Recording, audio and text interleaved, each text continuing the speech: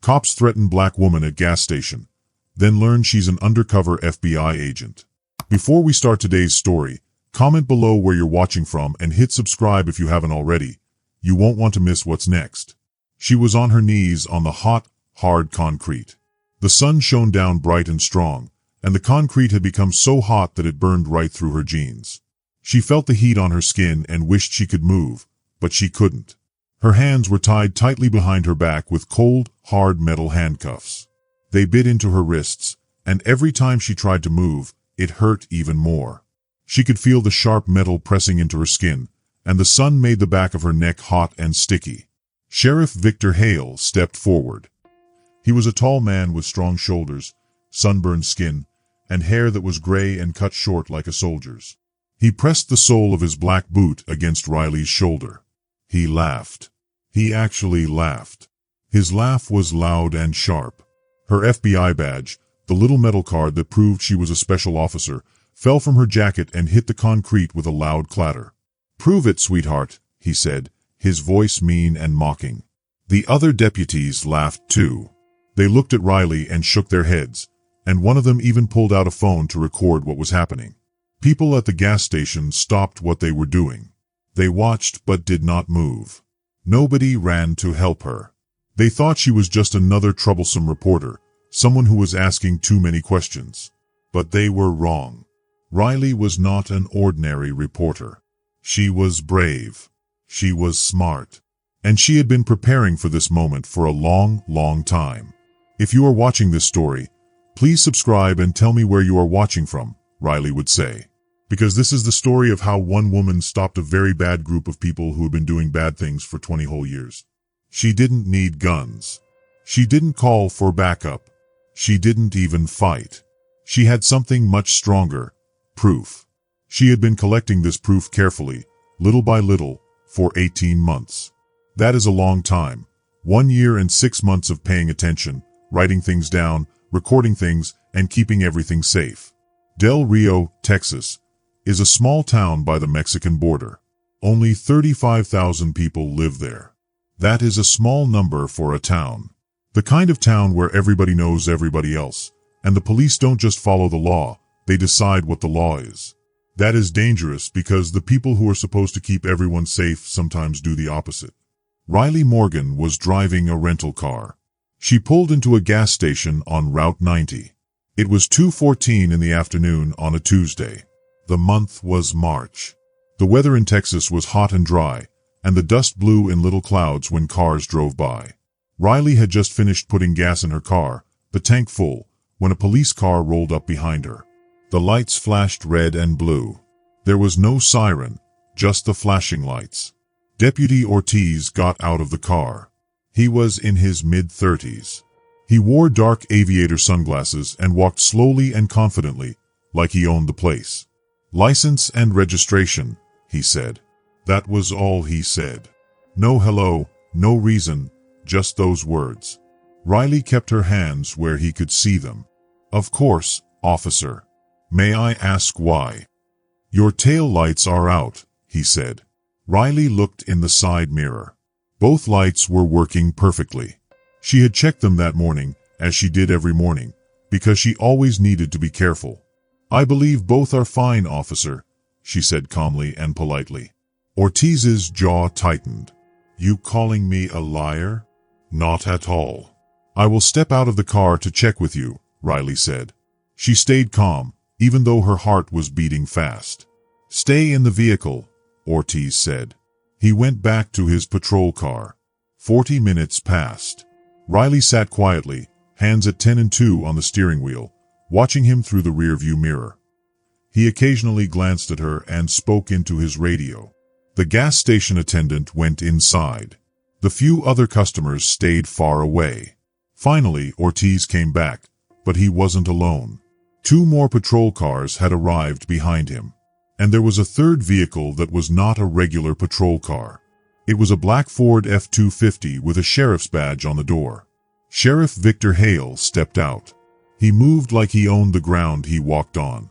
Riley noticed everything. The way he walked slowly, deliberately. The kind of man who bends rules because he thinks he can. Some people started to gather. A few locals, a family with children, and some truck drivers stopped to watch. Hale took Riley's documents from Ortiz without even looking at them. Instead, he looked straight at her through the driver's side window. "Step out of the vehicle, ma'am," he said.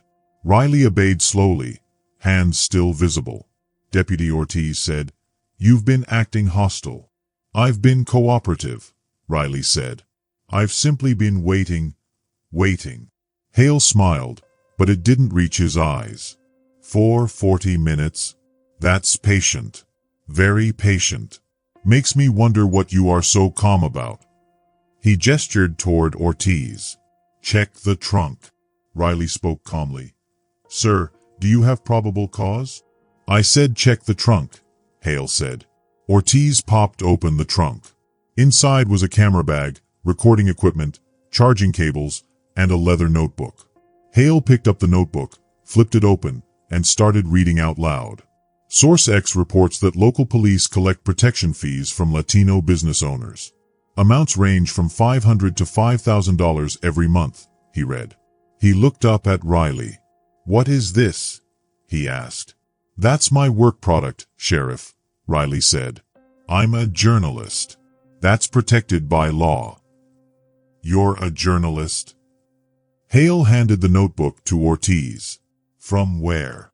"New York." "California." "I'm freelance," Riley said. "Freelance." He said the word slowly, like it tasted bad. "And you're down here writing stories about us? About me?" Riley met his gaze. "I'm writing about the community, Sheriff. Just asking questions." Hale's smile widened. "Well, let me give you some answers." Riley slowly reached for her phone, hoping to record what was happening. "I'd like to document this stop," she said. Hale's hand shot out. He grabbed the phone before she could lift it. "You want to document something?" He held it up for the crowd to see. Then he threw it on the concrete. Once, twice, 3 times. The screen broke into a spiderweb of cracks. Plastic and glass scattered across the ground. People in the crowd murmured. One woman covered her mouth in shock, but nobody moved to help. Nobody said a word. Riley forced herself to stay calm. Her heart was pounding, but her voice stayed steady. "That's destruction of property. I will need your badge number to file a complaint," she said. "Complaint?" Hale laughed. It was sharp and unpleasant. "You can file it from a cell." He nodded to Ortiz. "Cuff her," Hale said. "For what?" "Assaulting an officer. You tried to strike Deputy Ortiz." "I saw it." "Deputy Garza saw it. That's 3 sworn statements against your word." Ortiz pulled out metal handcuffs. Riley didn't resist. She let him put them on. They were tight, and the metal bit into her wrists. The sun beat down on her neck as they pushed her toward the patrol car. She looked at the crowd one last time. A teenage boy was recording everything on his phone. An older man shook his head slowly. A Latina woman had tears in her eyes. Nobody moved to help. Nobody said anything. Riley noted the time on the patrol car clock, 14:32. She would remember that exact moment. Through the dusty window of the patrol car, she watched her rental car at the pump. Equipment scattered across the ground. Her phone was shattered. But Hale and his deputies didn't know about the backup phone hidden in her shoe, or the small recorder she had worn in her bra strap for 18 months. Every word they had just said was being sent in real time to an FBI server in San Antonio. 14:32, Tuesday, March 12th. This was the beginning of the end for the Del Rio Police Department. The police station was a small brick building on South Main Street. It looked like a bunker. Small windows, heavy doors, designed to keep people inside, not welcome them. Ortiz drove into the back lot, away from the street, away from witnesses. Inside, the station smelled bad: sweat, old coffee, mildew. The fluorescent lights buzzed overhead. Photos of past sheriffs lined the walls. Hale's picture was in the middle. He had been sheriff for 23 years. The interrogation room was at the end of the hall. It had a metal table, 2 chairs, and concrete walls. A camera bracket was on the wall, but no camera. Riley noticed immediately. "Sit," Ortiz said. She sat. The chair was cold, even through her jeans. "I need to make a phone call," she said. "No phone," Ortiz said. "Might be back up in a few hours." "Might not." He left her cuffed and alone. The door clicked shut behind him. Riley looked around carefully. No two-way mirror, but maybe microphones hidden in corners. She checked the ceiling and the air vent. Small black circles. Cameras or microphones. She shifted in her chair, testing the handcuffs. She could slip them if she needed, but not yet. She had to make them feel safe first, and had to make them talk. After 18 months of preparation, she was finally inside their building. The air conditioning clicked on with a rattle. Somewhere down the hall, a door slammed. Riley waited. She was very, very good at waiting. 90 minutes later, Hale walked in, carrying a manila folder. He slammed it onto the table. He didn't sit. He stood over her, arms crossed. "You know what this is?" Riley didn't answer. "This is your file. Interesting reading," he said, flipping it open. Riley Morgan, 29 years old. Last known address, Austin. No current job listed. History of... He paused for effect. Activism. Protest arrests. Disorderly conduct. That file is fabricated. Is it? Hale leaned closer, close enough that she could smell his aftershave. Or maybe you just think rules don't apply to you. You come into other people's towns and stir up trouble. "I want to call my lawyer," Riley said. "No phone," Hale smiled. "No one is coming. You're in my house now." He finally sat across from her, relaxed. "I've handled 8 women just like you. Journalists, activists, bleeding hearts. They think they'll save the poor immigrants or expose the corrupt cops. You know what happened? They left. Drove back north.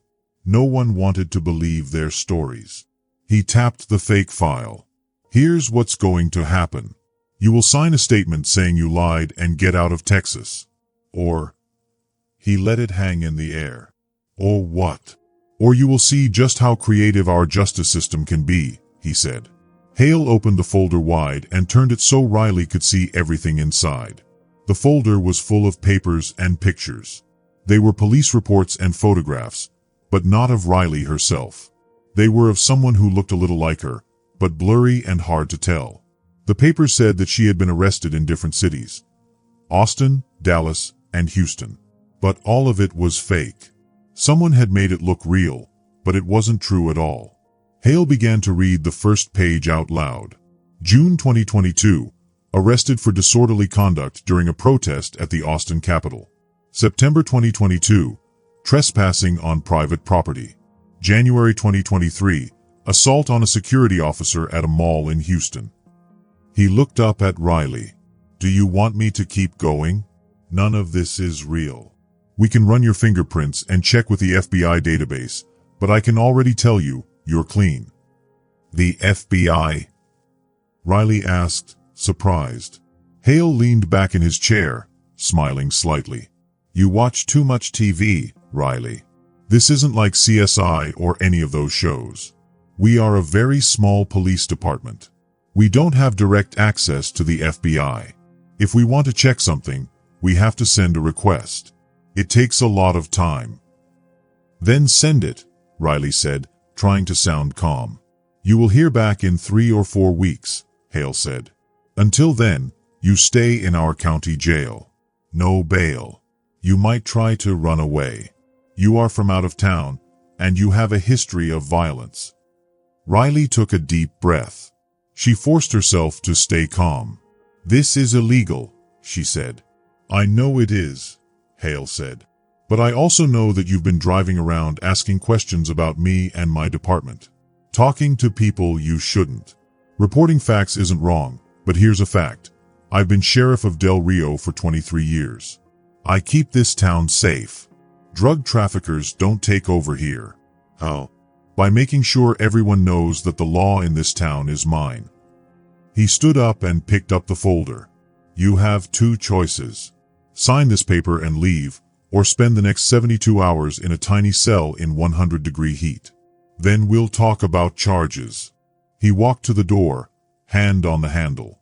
I run this town, Riley. FBI, Texas Rangers, whatever you think will save you, doesn't matter. Only I matter. The door slammed behind him. 6 hours later, they moved Riley to a holding cell. It was very small, only 8 feet by 8 feet. There was a metal bench bolted to the wall. A toilet with no seat. No windows. It was very hot, maybe 95 degrees. The air conditioning was off, either broken or turned off on purpose. Riley sat on the bench. Her wrists were raw from the handcuffs. Her throat was dry. They hadn't given her water or food. This was meant to scare her, but Riley had been trained for situations worse than this. She counted the hours silently. At hour 7, she made her decision.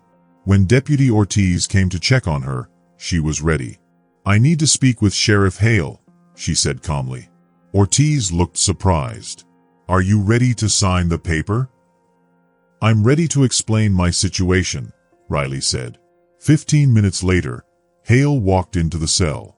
Arms crossed, smirking. You wanted to talk? He asked. Riley stood slowly. She bent down and took off her left shoe. She peeled back the insole. Hidden underneath was her FBI badge.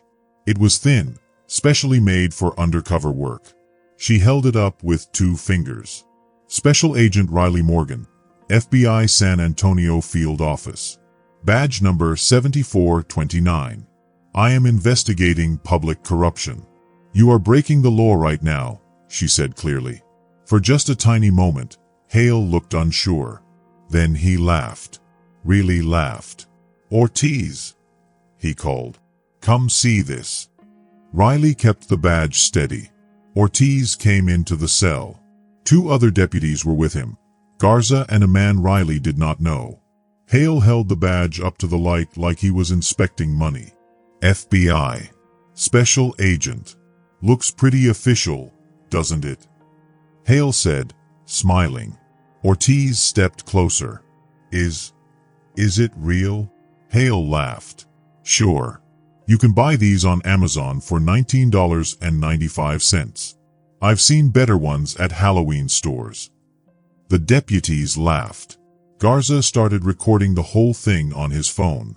Say it again, Garza said, grinning. Tell us you're FBI. Riley stayed calm. I am Special Agent Riley Morgan. If you call ASAC Richard Okafor at the San Antonio office and give the code Tango 77 Whiskey, he will confirm my identity. Hale repeated slowly and mockingly. Tango 77 Whiskey. She has codes. Very professional. Ortiz leaned closer to the badge. His smile started to fade. Hale grabbed the badge back. Here's what's going to happen. I'll call the FBI and see if you really work there. He pretended to make a call, showing off to the deputies. Riley's stomach dropped. She knew this would not work. Undercover agents never get confirmed over public phone lines. The proper protocols had to be followed. Hale put the phone on speaker. Hello, FBI San Antonio. Do you have an agent named Riley Morgan in our area? A professional female voice answered, I'm sorry, sir. There is no record of that name. Can I help with anything else? Hale's smile grew bigger. Nope. That's all I needed. He held up the badge. Amazon, $19.95. They released Riley the next morning. They gave her a warning. Leave Del Rio in 24 hours. Riley did not leave. That evening, she walked into the town council meeting. It was open to the public, so she had the right to be there. The council chambers were small, maybe 60 seats. Half of them were filled with local people, business owners, a few families, and some older residents. Everyone turned to look when she entered. They had heard about her arrest. Riley took a seat in the back row. At the front table sat 5 council members. In the center was Mayor Gloria Vega, 60 years old. Her silver hair was pulled back into a tight bun. Glasses hung from a chain around her neck. She wore a navy blazer and pearl earrings. She looked very serious. Sheriff Hale sat off to the side. He was not officially part of the council, but everyone knew he was there. He saw Riley and waved at her with 2 fingers, smiling. The meeting started with boring things: budget reports, zoning, and permit approvals. Riley waited quietly. Finally, Mayor Vega said it was time for public comments. Riley stood up and walked to the microphone in the center aisle. The room went quiet. "State your name for the record," Mayor Vega said. "Riley Morgan. I'm here to report illegal detention and property damage by the Del Rio Police Department," Riley said clearly. The people in the room murmured. Hale's smile did not change. Vega removed her glasses and folded them neatly. "Miss Morgan, we know you were arrested yesterday. If you have a complaint, you can file it through the proper channels." "The proper channel is this public forum," Riley said. Mayor Vega interrupted her. "You are a journalist. We reviewed your arrest. Deputies and Sheriff Hale saw your aggressive behavior. If you are not satisfied, you may appeal to the county court." "I have evidence," Riley said. "What evidence?" Vega asked. "The phone you destroyed. The camera equipment you took," Riley said. "Everything was returned to you this morning. Unless you have new information, we cannot help you," Vega said calmly. Riley held up her new phone. "I can provide sworn testimony." Mayor Vega smiled thinly. "This is a council meeting, not a trial. We don't take testimony here." Council member Garcia nodded. "If you believe a crime occurred, file a police report." "File a police report against the department that detained me illegally?" Riley asked, frustrated. "There was nothing illegal," Councilmember Morales said. "You were arrested on probable cause, processed correctly, and released within 24 hours. That is standard procedure." Riley looked around. People were staring at the floor. Nobody met her eyes. She saw a Latina woman from the gas station, the one who had cried. Now she was sitting very stiff, hands tightly together, looking at nothing. "I know other journalists have tried to report on law enforcement in Del Rio before. What happened to them?" Riley asked. "They left," Mayor Vega said simply. "They were harassed. There is no story here. Del Rio is peaceful. The sheriff keeps us safe. Crime is low. Residents are happy.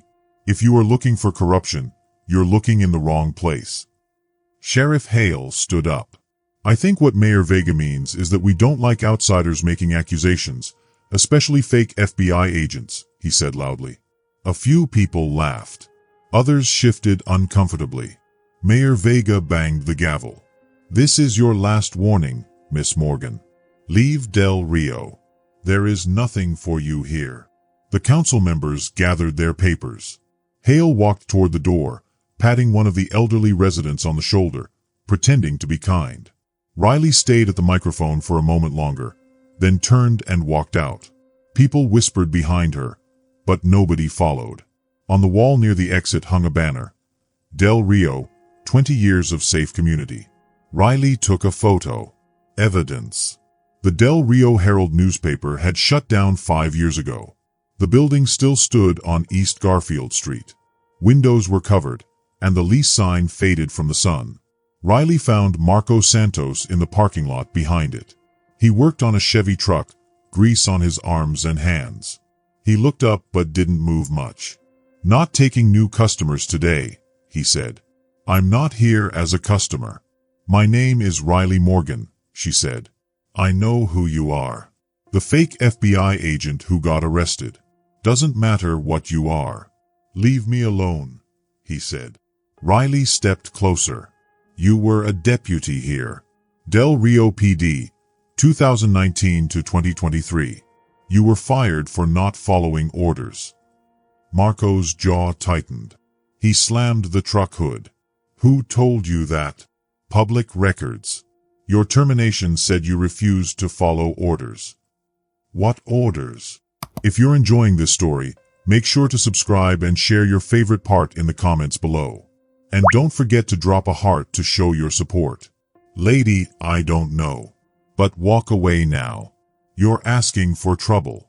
You are not the first person to come asking about Hale. You think you're special? There were 8 before you. Gone now. Smart enough to leave while they could. I'm not going anywhere, Riley said firmly. You're stupid, Marco said. I can't help stupid people. It's bad for business. Bad for my health. He walked toward his truck. Riley called after him, I can protect you if you testify. Testify. Marco turned back slowly. He looked at Riley with his tired eyes and asked in a low, serious voice, Do you want to get hurt? Really hurt? He shook his head slightly.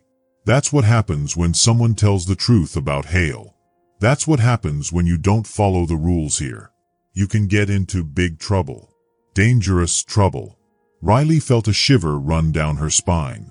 She knew he was serious. But she also knew she had to try. She reached into her pocket, pulled out her badge, and held it up carefully so he could see it. It was shiny, official, and clearly said by the FBI. She wanted him to know that she really was on the side of the law. Marco leaned back in his seat and looked at her badge through the windshield. He didn't smile. He didn't frown. He just stared at it quietly for a long moment. Then finally he shook his head and started the engine. He drove away without saying a word. Riley watched him go, her heart pounding, and she wondered if he would ever come back. 20 minutes passed. Riley was still sitting there when she saw Marco's truck pull back into the parking lot. This time, he sat in the truck for a long time, just staring at the sky, thinking, or maybe worried. When he finally got out, he looked older than before, his face lined with stress and worry. He walked slowly toward her, and she could see he was tired, not just from driving. Let me see that badge again, Marco said quietly. Riley handed it over. He turned it over in his hands, looking at every detail. He ran his thumb over the seal. You really FBI? He asked finally, as if making sure. Yes, Riley said firmly. I've been here undercover for 18 months. I've been watching, listening, recording, and trying to catch the bad guys. I'm real. Marco handed the badge back and leaned against his truck. Okay, he said slowly. I'll talk. But not here. It's not safe. Riley nodded. She understood. They couldn't risk being overheard or seen. Marco started his truck, and they drove separately to a rest stop about 15 miles outside town. The rest stop was quiet, almost empty, with picnic tables and vending machines. Only the sound of the wind and distant cars filled the air. Marco went to the vending machine and bought a Coke. He drank half of it before he started speaking. He seemed to be gathering his courage. The system works like this, he said quietly. Hale and his deputies stop people who might be living here illegally. They scare them. They tell them they will be sent away unless they pay money. $5,000 per person.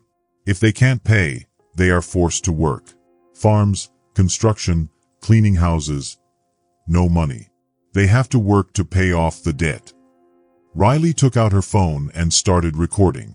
She wanted to make sure every word Marco said would be safe. How long has this been happening? She asked gently. Since I was there, Marco said. Probably longer. Maybe 20 years. And the money? It goes to secret accounts far away. Cayman Islands. Hale keeps all the records in a paper ledger. Names, amounts, dates, everything. I saw it once. Before I knew what I was looking at. That's when I started asking questions. That's when Hale labeled me a problem. 3 weeks later, I was fired for insubordination. That's a fancy word for not following their orders. Riley's hand tightened around her phone. She knew this was serious. Will you testify against Hale? She asked softly. Will you help us? Marco shook his head slowly. No. They'll hurt me. They'll hurt my family. I can't risk it. Not if the FBI protects you, Riley said quickly. We can put you in the witness protection program. You get a new name, a new home, full protection. Nothing will happen to you. Marco's eyes fell. I have a wife and 2 kids, he said quietly. You want me to take them away from everything they know? Riley looked him in the eyes. I'm asking you to help stop this before there's another victim. 47 people have already been hurt. We can stop the 48th. Marco looked out at the horizon. The sun was setting, painting the Texas sky in orange and pink colors. He stayed quiet for a long time. Finally, he said, "Give me time to think." Before Riley left, she wanted him to understand one more thing. Everything I do, everything I record, is sent to the FBI right away. I have hidden microphones and other secret recording devices. Even if they take my stuff, it's already safe. Nothing can be destroyed. She opened her jacket and showed a tiny microphone clipped inside. This has been recording for 18 months. Every conversation, every threat, every transaction, safe in the FBI servers. Marco looked surprised and impressed. They took your phone? Your equipment? They took the obvious stuff, Riley said. But I have backups. I have a small device that looks like a lipstick tube. Another microphone was sewn into a bag they confiscated yesterday. That bag is in the evidence locker at the station now. Riley pulled up a map on her phone. The bag is about 10 meters from Mayor Vega's office at Town Hall. The walls are thin. Built in 1973 with cinder block and drywall. If Hale meets with Vega in her office and talks about this operation, I will hear every word. Every single word. Marco's eyes widened. That's smart, he said. I've been doing this a long time, but that's actually pretty smart. Riley closed her jacket. If you decide to help, the FBI can protect you. We can protect your family too. But I need that ledger, Marco. That's the physical evidence that makes everything stick. Without it, we can't stop them completely. Marco nodded slowly. I'll think about it, he said again. But this time, his voice sounded different. There was hope in it. Maybe he would say yes. That night, Riley parked her car 3 blocks from Town Hall. The town council meeting had ended at 7 o'clock, and most of the lights were off. But one window on the second floor was still lit. Mayor Vega's office. Riley put in her earpiece, connected to the microphone in the confiscated bag. The signal was weak but working. She could hear faint sounds from the evidence room. Rustling papers. Footsteps on the tile floor. A door opening. Then voices, faint at first, then getting closer. Hale's voice. We need to talk about the Morgan woman. She'll be gone by tomorrow. The fake FBI badge was clever, but she has nothing that matters. Vega's voice. We can't have another incident like in 2021. That reporter from Houston almost caused trouble. But he left. They always leave. Hale. Next group arrives Tuesday. 15 people. That's $5,000 each. Vega. $75. 000. Split 2 ways. Deposit Wednesday night. Same account. Cayman Islands. Riley's hand was cramping from writing everything down on her legal pad, but she didn't stop. Every word, every number, every detail was important. The audio was being sent to the FBI server in real time. Even if someone discovered her now, everything was already safe. At midnight, Riley called her boss, SAC Richard Afer. Morgan, status report, his voice said. Sir, I have a confession on tape, Riley said carefully.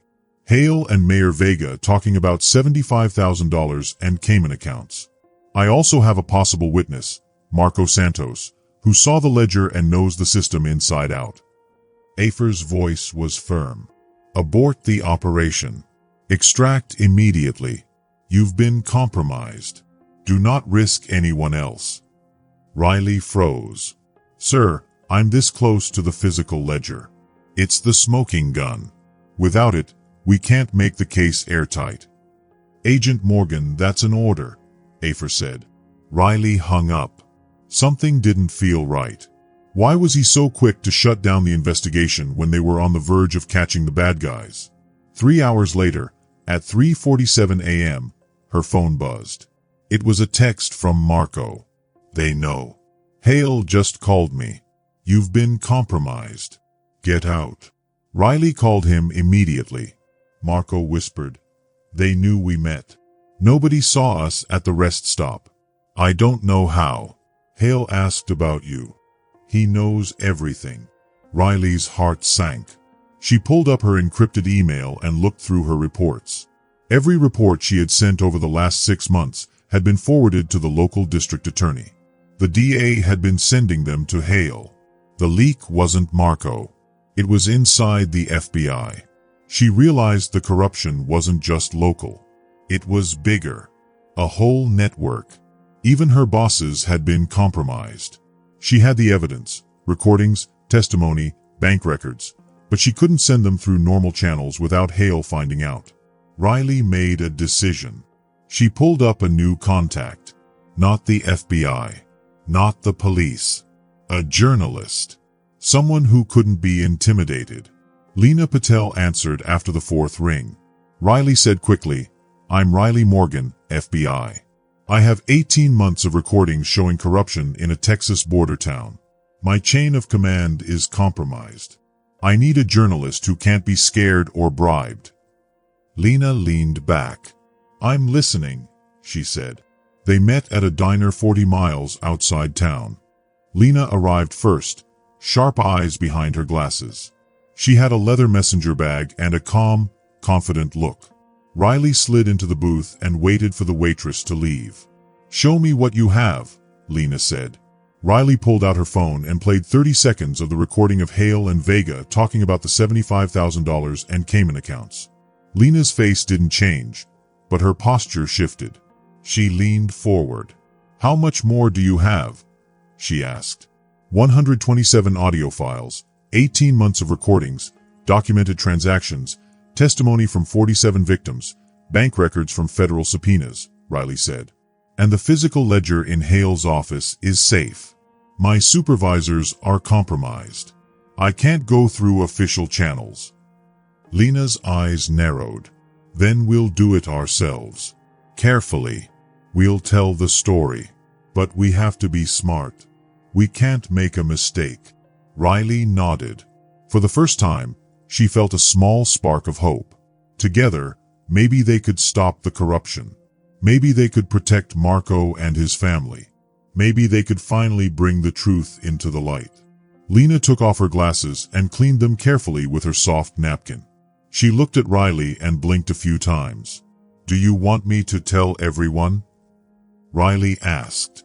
Her voice was calm but full of urgency. I want you to help me tell everyone the truth in a big, important meeting. We will go live so the whole world can see. They can't stop it or hide it. I promise. I will tell the truth under oath. We will show the recordings. We can make the police do the right thing. Lena nodded slowly, thinking. When? She asked. Friday at 10 o'clock in the morning, Riley said. At the Austin Press Club. That's the place where reporters come to hear big news. Lena looked at her for a long moment. She wanted to make sure Riley understood what she was saying. You know they will try to stop you, right? They will try to ruin your work, your name, your good reputation. They already are, Riley said quietly, almost in a whisper. But they cannot stop the truth if everyone can see it. Lena held out her hand. I'm in, she said. Her hand was firm, strong, and full of determination. The two of them spent the next hour planning every detail. Lena made phone calls, woke up her editor, and talked to the Austin Press Club. By 6 o'clock in the morning, everything was confirmed. The press conference would happen on Friday, March 15th, at 10 o'clock in the morning, in one of the main conference rooms. The room could fit 50 journalists, and that was perfect. We will go live on 3 different platforms at the same time, Lena said, typing quickly on her laptop. YouTube, Facebook, and X. They cannot stop all 3. By the time they try, The story will already be out, and everyone will know the truth. Riley frowned.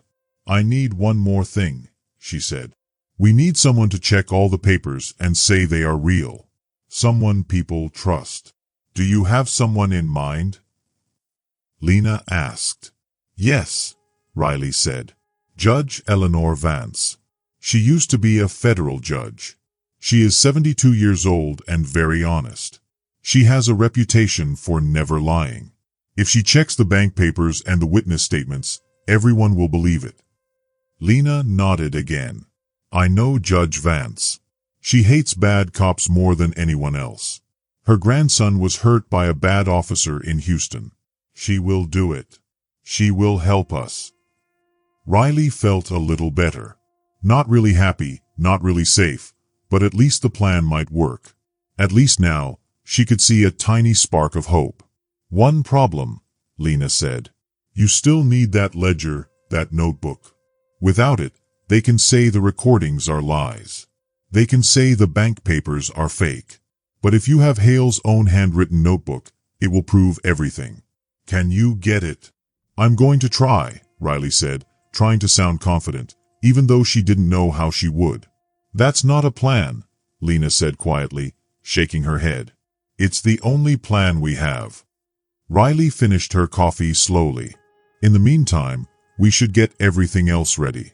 If I don't get the notebook, can we still tell the story? Yes, Lena said. We can make a very strong case without it. But with the notebook, it will be perfect. Ironclad. Nobody will be able to argue against it. Then I'll get it, Riley said. She didn't know how yet, but she had 4 days. That was enough to start. On Wednesday morning, Riley drove to Marco's garage. She felt nervous as she pulled up. When she arrived, her stomach sank. The garage was all broken. The front window was smashed. Tools were lying all over the ground. One of the big lifts for cars had been knocked over. There was spray paint on the walls.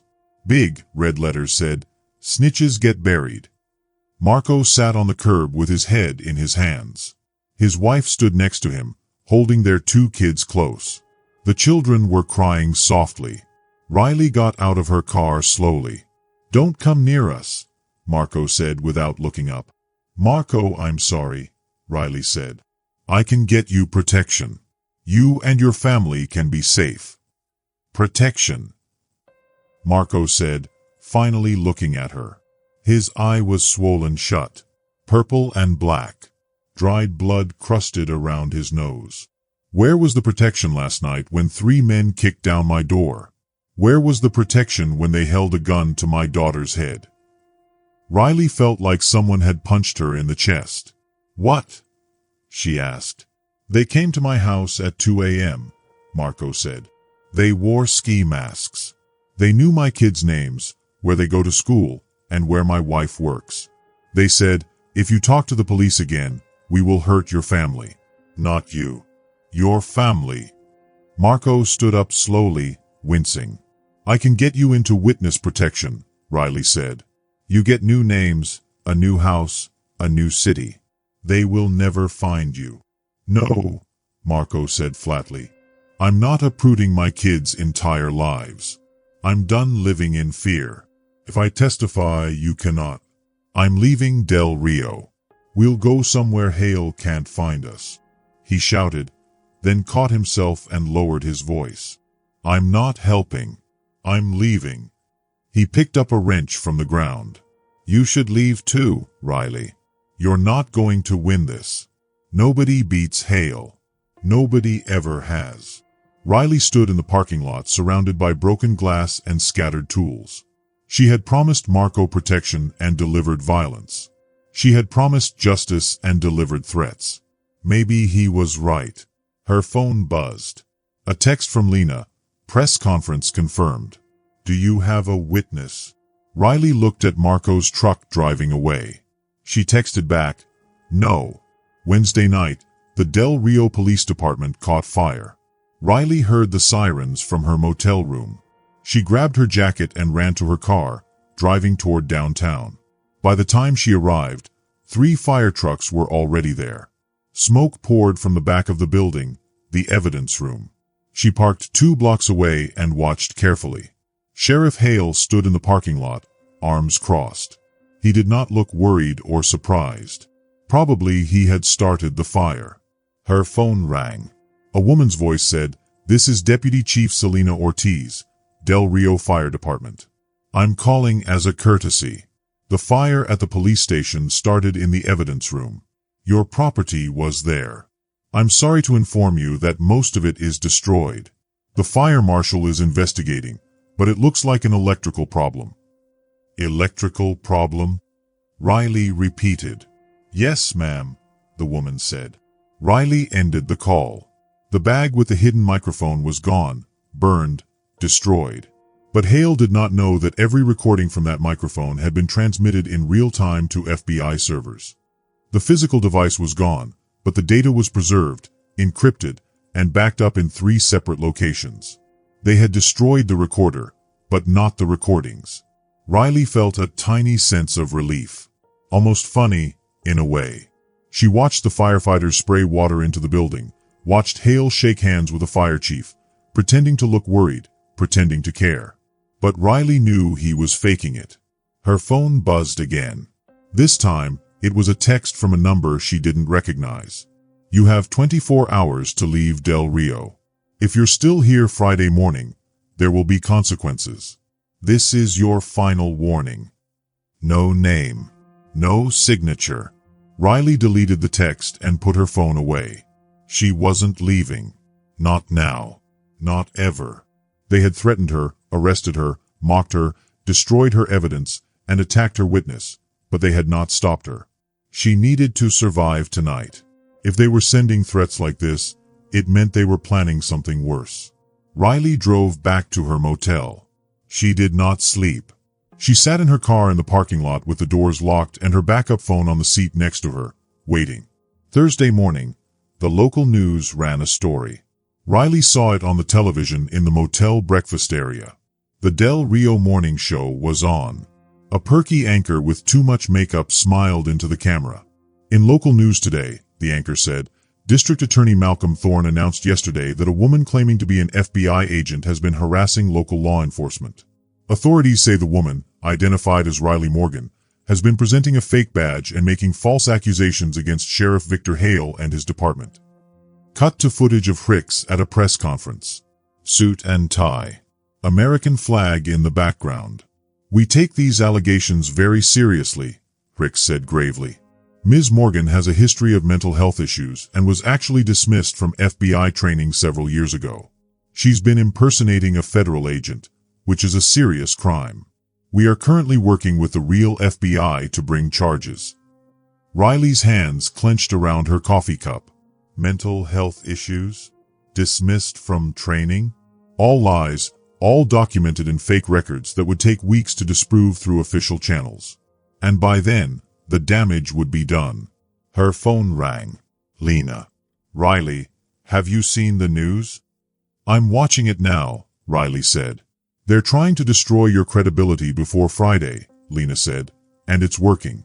My editor just got a call from ProPublica's legal team. They're worried about liability. Publishing accusations from someone who might be mentally unstable." "I'm not mentally unstable," Riley said quietly. "Those records are fake." "I know," Lena said, "but proving it takes time. And we don't have time. Riley, there's a chance they might pull the press conference. Too much legal risk." "They can't," Riley said firmly. "They might try, but we do it anyway. Just you and me. We will live stream it ourselves. No official venue, no corporate backing. Just the truth. Silence on the line. Friday, 10 a.m., Lena said finally. "I'll send you the location." Thursday afternoon, Riley returned to her motel room and found the door open. Not kicked in, not forced, just open. Someone had a key. Could be the manager, a deputy with a warrant, or Hale's people paying for information. It didn't matter. Riley drew her service weapon, a Glock 19 she kept hidden in her jacket, and swept the room. Empty, but thoroughly searched. Mattress flipped, drawers opened, suitcase unzipped, contents scattered. Her backup laptop was gone. Not the world's best hiding spot, but enough to fool a casual search.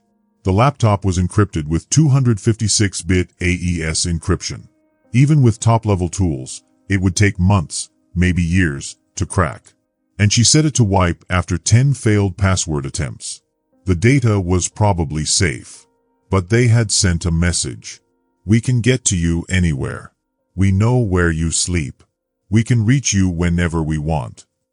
Riley stuffed everything left into her suitcase. Checked out at the front desk. Paid cash. New motel in Eagle Pass, 30 miles west. Registered under a fake name. Parked 2 blocks away instead of the motel lot. Then she sat on the edge of the scratchy motel bed and did something she rarely allowed herself to do. She asked herself if this was worth it. 47 victims. 20 years of corruption. Justice. Was it worth her life? Yes. It was worth it. At 11:47 p.m., Riley received an email from a burner address, routed through multiple proxies. Untraceable. Subject line: Final warning. Body: leave Del Rio by midnight Friday or you will not leave alive. This is not a threat. This is a promise. We know where you are. We know what you're planning. The press conference will not happen. You will not testify. You will disappear, and nobody will care. Your choice. Drive away tonight or get carried away in a bag. 13 hours. No signature. Riley read it 3 times. Hands shaking slightly. Not fear. Not just fear. Adrenaline. Her body is preparing for fight or flight. She had been threatened before. Occupational hazard of undercover work. But this felt different. This felt real. Marco had been beaten. Her evidence had been burned. Her apartment was searched. This wasn't a scare tactic anymore. This was serious. She stood up, paced, looked at herself in the mirror above the dresser. She looked tired, scared, and alone. But she wasn't backing down. She opened her laptop, started a new email, addressed it to Lena, Judge Vance, her sister in California, and 3 other journalists whose work she respected. Subject: if anything happens to me, body attached are encrypted files containing 18 months of evidence regarding corruption in Del Rio, Texas. Passwords will be automatically revealed if I don't check in every 12 hours. Please publish everything. She attached the files, set up the dead man switch, and hit send. Then she checked her gun. Full magazine. 1 in the chamber. 11 hours until the press conference. She just had to survive until then. Friday morning, 6:23 a.m., Riley left Eagle Pass early. 2 hours to Austin. Plenty of time to reach the press conference. She took Highway 277 north. Empty roads. Sunrise bleeding orange across the desert. The landscape was beautiful in a harsh, unforgiving way that only Texas could be. Her phone rang. Lena. Where are you? Lena asked. About 90 miles out, Riley said. I'll be there by 9. Good, Lena said. Judge Vance confirmed she'll authenticate the documents on camera. And I've got confirmations from CNN, Washington Post, and the Texas Tribune. This is going to be big. Riley's hands tightened around the steering wheel. Then red and blue lights flashed in her rearview mirror. Her stomach dropped. I've got to go, she said, ending the call. Checked her mirrors again. Black Ford pickup. Light bar. Del Rio Sheriff star on the door. They were 120 miles outside Del Rio, outside their jurisdiction. This wasn't a traffic stop. This was an abduction. Riley considered running, flooring it. Her rental car wouldn't outrun a pickup. But she could try to reach a populated area, find witnesses, and call for help. Before she could decide, 2 more vehicles appeared, one ahead and one behind, boxing her in. She had no choice. Riley stopped her car. She held her gun ready. Her heart beat fast, but she stayed calm. She had been trained for dangerous situations like this. The driver's door of the first truck opened. Sheriff Victor Hale stepped out. He wasn't wearing his uniform. No badge, just jeans and a shirt. His boots made soft thuds on the road. This was not a police thing. This was personal. He wasn't following rules. He was doing something wrong. Riley knew it immediately. 2 more men got out of the other trucks. One was Deputy Ortiz, a police helper, someone who should have been good. Riley knew him a little, but he wasn't acting like a helper right now. The other man was big and strong. Riley didn't know him. He was not a cop. He looked like someone Hale had hired to scare people or hurt them. Hale walked slowly toward Riley's car. He did not run. He did not hurry. He wanted her to be scared. He wanted to show he was in charge. Riley could not go anywhere. Her car was stopped. The trucks blocked the road. They pulled her out of the car quickly. She did not resist too much because she knew they were strong. They took her gun. They tied her hands in front of her with zip ties. She tried to move her fingers, but they were tight. Then they put a hood over her head. Everything went dark. Riley tried to guess which way they were going, but the trucks turned many times. Left, right again. Riley tried to keep track, tried to remember, tried to guess, but it was impossible. They wanted to confuse her. They wanted her to not know where she was. She tried to listen to the road, feel the bumps, and smell the air. But after the 4th or 5th turn, she gave up. She could not know where she was going. Finally, they stopped. They pulled the hood off her head. She was inside a big, empty warehouse. Rust covered the metal walls. The windows were broken, and strips of dusty light came through. Sunlight shone on the concrete floor in long, thin lines. No one could hear her scream here. It would be impossible. She felt small in the huge space. Hale stood in front of her. He did not yell. He did not look angry. His face was calm. Ortiz and the big man stood behind him. The big man kept his hand near his belt. Probably a gun. Riley's heart beat faster. She knew this could be very dangerous. Hale spoke softly. "Last chance, Riley. Sign this." He held up a piece of paper. "It's a confession. You are crazy. You made up stories. You apologized to me. Leave Texas. Never come back. Sign it and you can go." "No," Riley said. Her voice was steady. She would not show fear. Hale shrugged. "Then it will be a car accident. Happens all the time on these roads. A woman falls asleep at the wheel. The car catches fire. Nobody survives." Riley stayed calm. She knew she had to stay smart. "You want to kill me? You think you can get away with that? I am not just a woman. I am an FBI agent." "You're not the FBI," Hale said. "They already said you're not. You are just a crazy woman." Riley looked at Ortiz. "Deputy Ortiz, are you okay with this? With murder?" Ortiz looked uncomfortable. He did not speak. He did not want to answer. Riley could see his eyes flicker. He was scared. He did not know what to do. "They all do what I say," Hale said. "This is how it works. This is how it is always." The big man stepped forward. He pulled a gun. Riley's heart pounded. She could hear it in her ears. This was really happening. She might have to fight to survive. "Wait," she said. Hale smiled. "Ready to sign?" "No. I just want to make sure you hear this clearly." Riley looked him in the eyes. "I have a GPS tracker on my watch. You are being tracked right now." Hale looked confused. His smile disappeared. Riley held up her zip-tied wrists. "This watch is not normal. It is special.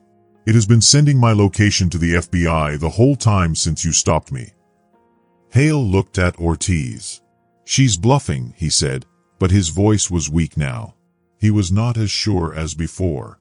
"Am I?" Riley said calmly. She did not move her eyes from him. You stopped me at 6:34 a.m. on Highway 277. That is outside your area. That is kidnapping. Then you drove me southwest for 22 minutes. Your phone is in my car. I didn't even need it. My watch sends a signal. If my heart beats fast, it tells the FBI. My heart jumped when you pulled me over. Ortiz turned pale. He could see the danger now. He was sweating. Hale said, "She's lying." Riley continued. When an undercover agent triggers an emergency signal, the nearest FBI office sends a team immediately. They do not wait. They do not ask questions. They just come. In the distance, Riley heard faint sirens. Then louder. Hale heard them too. "No," he whispered. The sirens grew louder and louder. Riley smiled. "I told you." Suddenly, the warehouse doors burst open. FBI agents ran in. They had guns, helmets, and special gear. They moved fast and carefully. The big man dropped his gun. He raised his hands. Ortiz raised his hands. Hale reached for his belt, but one of the agents shouted, "Don't!" An agent fired a rubber bullet. It hit Hale in the chest. He fell down hard. 30 seconds later, it was over. Hale was handcuffed. Ortiz was handcuffed. The big man was face down on the concrete floor. A man in an FBI jacket came to Riley. "I'm Agent Marcus Cole, Houston Field Office. Are you okay?" Riley rubbed her wrists. "I'm fine," she said. She smiled a little. Relief washed over her. "How did you find me?" she asked. "Your tracker sent an emergency signal at 6:34 a.m. Houston was the closest office. We've been watching the San Antonio office for weeks. Your investigation confirmed our suspicions," Cole explained. "So, you knew I was in danger?" Riley asked. "We suspected, but we needed proof." "You gave it," Cole said. Cole helped Riley stand. "Come on. You have a press conference." Austin Press Club. 10:07 a.m. The press room was ready. Cameras were pointing at the stage. 3 live streams were going. The room was full of journalists. Lena Patel, a reporter, stood at the microphone. "Thank you all for coming. This is the result of an 18-month FBI investigation into corruption, stealing, and cheating in Del Rio, Texas," Lena said. The crowd murmured. People whispered. Eyes were wide. Sheriff Victor Hale, Mayor Gloria Vega, and District Attorney Malcolm Thorne are involved. FBI agent Riley Morgan gathered all this evidence despite being arrested, threatened, and kidnapped today. Please welcome Special Agent Riley Morgan. Riley walked onto the stage. Cameras focused on her. She held her badge high. "I am Riley Morgan, FBI agent, San Antonio office. For 18 months, I investigated Operation Border Justice. People were extorted and cheated. Sheriff Hale and Mayor Vega ran it. Deputies helped. The district attorney covered it up." A reporter asked, "How do you know?" "I have 127 audio recordings. I have bank records showing secret accounts in the Cayman Islands. I have testimony from 47 victims. All this is on this USB drive. The FBI and major news agencies also have it. The corruption ends today." Lena said, "We will now play one recording." Audio played of Hale and Vega talking. The next group arrives Tuesday. 15 people, $5,000 each. $75,000 total. Usual Cayman account. The room was silent. Lena showed slides of bank accounts and money records. The evidence showed over $4.2 million stolen over 5 years. A ledger from Hale's safe had records from 20 years. Journalists typed fast. Lena said, "We also have videos.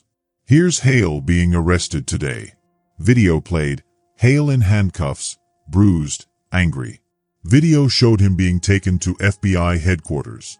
Hale is charged with extortion, money laundering, kidnapping an FBI agent, and other crimes. Mayor Vega is also arrested.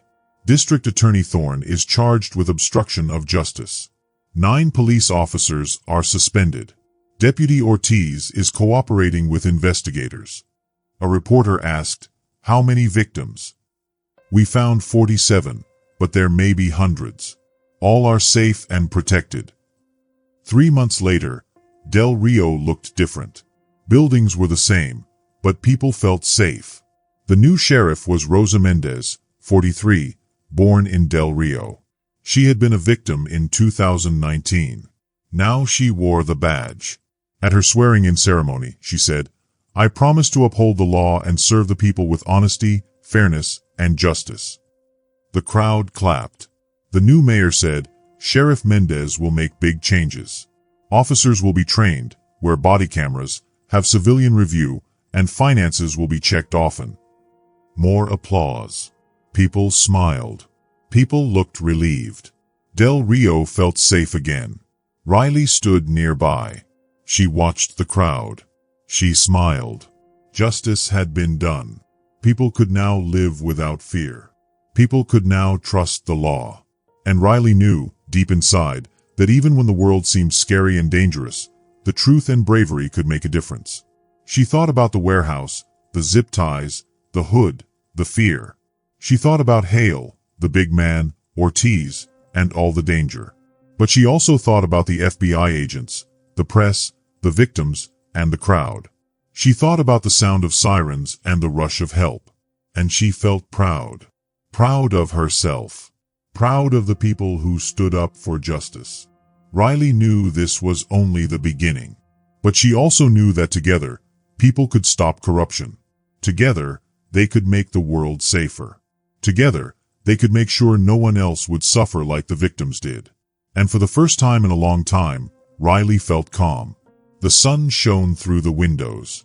The heat of Texas felt warm but not scary. People were smiling. Cameras were still flashing. The crowd cheered. Justice had won. The story of Del Rio, Texas, had changed forever. Riley stood at the back and watched. Agent Cole from Houston was next to her. "You did good work," he said quietly. "We did good work. Your team saved my life." "That's the job," he said. He stopped for a moment. "By the way, the boss wants you in Washington. They are making a new team to stop bad people in the government. They want you to be the leader." Riley was quiet for a moment. She watched Rosa Mendez shake hands with people in the town. She saw children running and laughing. She saw people who had been scared for many years now talking freely. "I'll think about it," she said. But she already knew the answer. This was just the beginning. 6 weeks after the bad people were caught, a money fund was made for the victims. $8.7 million. The money came from Hale and Vega's secret bank accounts, their houses, and cars. Everything was sold, and the money was given back. It could not fix 20 years of pain, but it helped a little. Riley watched a news story about it from her hotel. A reporter talked to some of the victims.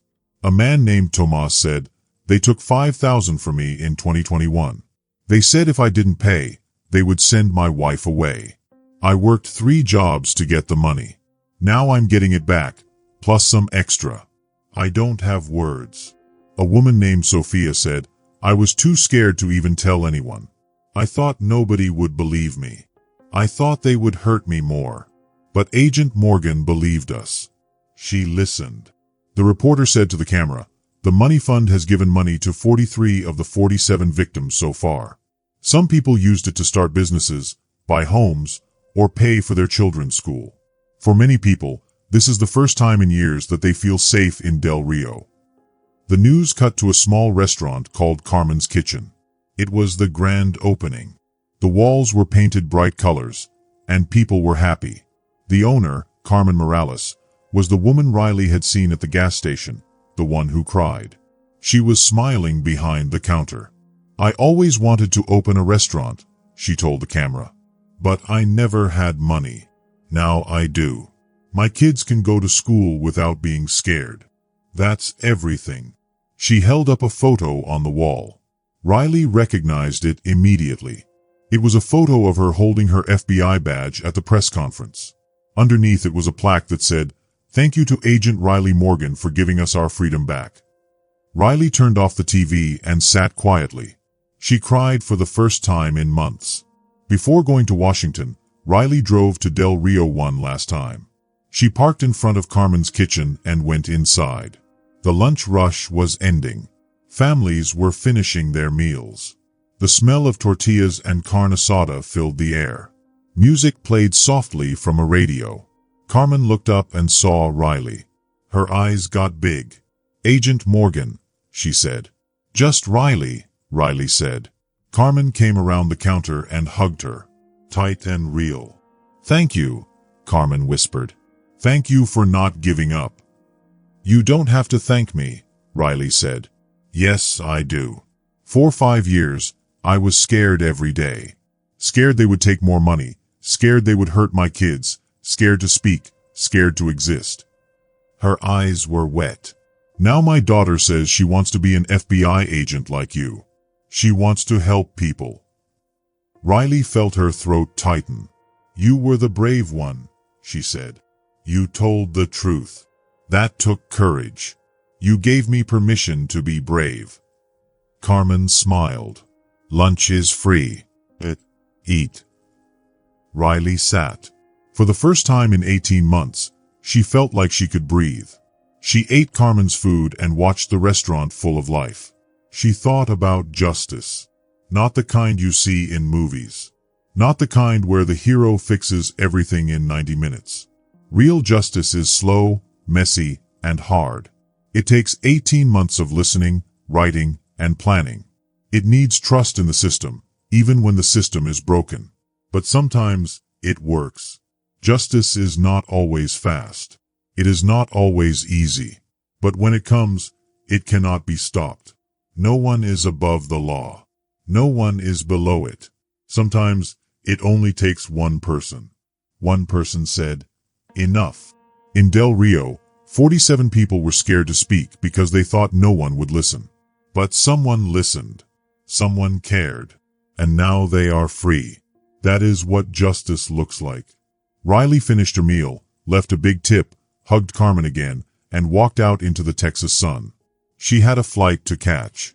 Washington, D.C., a new team, a new mission. Del Rio was not the only town like this. There were other towns, other bad sheriffs, other victims. And Riley Morgan was not done. If this story moved you, please subscribe for more kind and powerful stories.